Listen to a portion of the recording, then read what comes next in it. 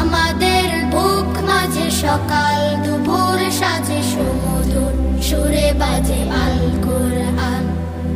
মিথ্যা তো পায়ে দলি সত্যের পথে চলি, কোরআনের কথা বলি করি আহ্বান।